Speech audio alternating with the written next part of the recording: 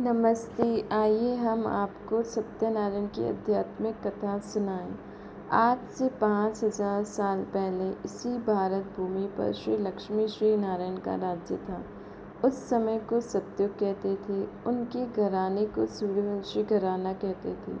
उस समय सृष्टि पर एक धर्म था, आदि सनातन देवी देवता धर्म।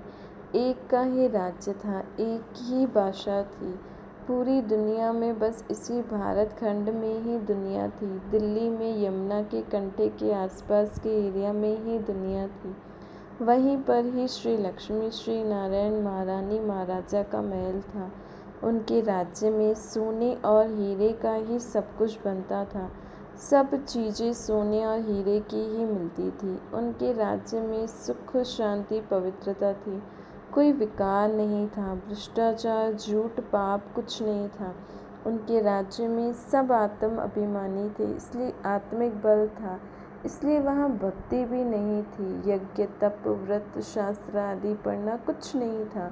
कोई दुख नहीं था। सबके पास संपत्ति थी तो भगवान को भी याद नहीं करते थे। सब खुश थे। सर्वगुण संपन्न, 16 कला संपूर्ण निर्विकारी अहिंसक मर्यादा पुरुषोत्तम थे, यथा राजा रानी तथा प्रजा। उनके राज्य में सबकी आयु 150 वर्ष थी। अकाले मृत्यु रोग बीमारी आदि नहीं थी। आत्मा अपनी स्व इच्छा से अपने समय पर खुशी खुशी शरीर छोड़ती थी। उनके राज्य में व्यापार भी लेन देन जैसा होता था, पढ़ाई भी खेल खेल में होती थी।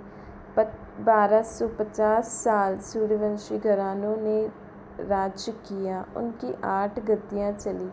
फिर 8वीं गद्दी ने खुशी खुशी से चंद्रवंशियों को अपना राज्य दिया।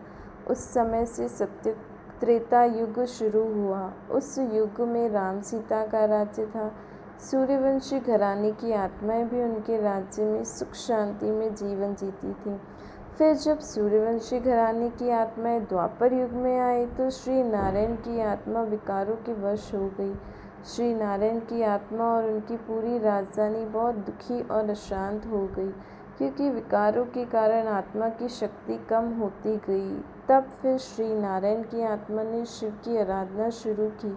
शिव का लिंग रूप बनाकर उनकी पूजा भक्ति आदि करने लगे। ऐसे ही पूरे द्वापर युग कलयुग में यज्ञ तप भक्ति आदि किया, शिव को प्रसन्न करने के लिए। कलयुग अंत में एक दिन भगवान शिव ने श्री नारायण की आत्मा को बूढ़े ब्राह्मण तन में आकर फिर से उन्हें शक्तियाँ गुण और ज्ञान दिया, जिससे श्री नारायण की आत्मा जो विकारों के कारण झूठी बन गई थी फिर से अच्छी बन गई, सत्य की राह पर चलने लगी।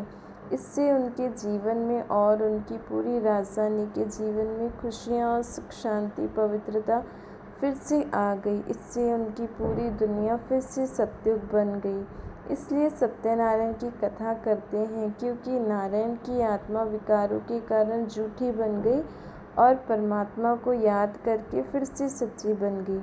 तो आइए हम भी ये इसी रीति परमात्मा को याद करके विकारों से मुक्त होकर सच की राह पर चल सच्ची सच्ची सतयुगी दुनिया में श्री लक्ष्मी श्री नारायण के साथ रहने के लिए तैयार हो जाएं। अच्छा, धन्यवाद।